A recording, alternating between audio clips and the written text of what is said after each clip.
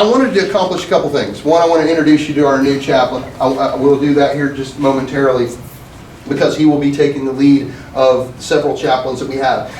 The other thing I want to do is kind of highlight the things that we talk about, and then I want to open it to anybody that has any questions. What we've heard statistically is this, is that in a 25-year career as a law enforcement officer professional, in 25 years, an average law enforcement officer will have between 750 and 800 critical life events. They're going to see something that they can't unsee, and they're going to hear something that they can't unhear. In 25 years, 750 critical life events. An average person, a citizen, average person, might experience 2 to 3 in their lifetime. And so, hence the chaplaincy. So I've been a law enforcement officer, sworn now, as of April of this past year, for 36 years.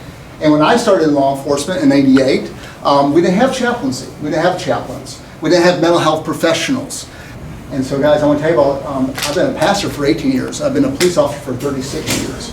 And chaplaincy is in the middle of those two things. And I want to tell you guys, it's absolutely a ministry of passion and a ministry of presence. And so that's a little bit about the chaplaincy. I'll be taking the lead role, but I want to introduce to you Chaplain Larry Carter.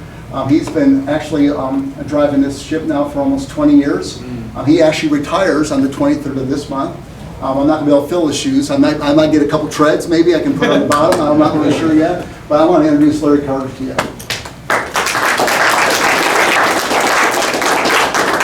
I have mixed emotions about doing this because this will probably be my last official act here at the Sheriff's Office. I spent my adult life wearing that uniform, sir, one like it. 30 years saying yes, sir, and bearing honor for our country. I started my Air Force career at Tyndall Air Force Base in 1972. Introduced into the world of chaplaincy because I found if I went to chapel, I didn't have to do details. So that was probably one of the best decisions in basic training I ever did. And to that, the chapel has always been a part of my heart. I serve at the pleasure of the senior chaplain at Aden Air Force Base, Chaplain Aguilar. I have an opportunity to serve.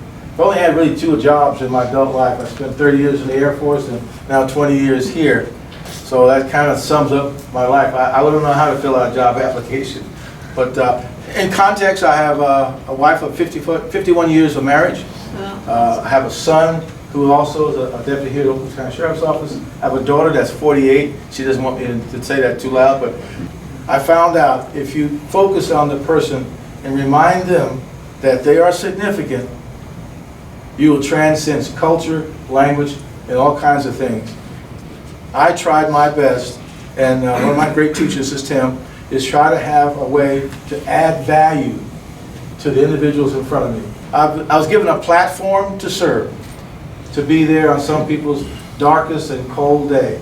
And what do you do when you do those days? You just listen. You just listen. You just listen to their stories. Don't judge, don't criticize. You just stand there and listen to their stories because at that moment they're looking for a place to rest. And to cross the blue line, for those men and women to trust us, to do no harm, our greatest challenge to our chaplain, I learned, was just to listen. You don't have to say anything. And I was given that privilege for 20 years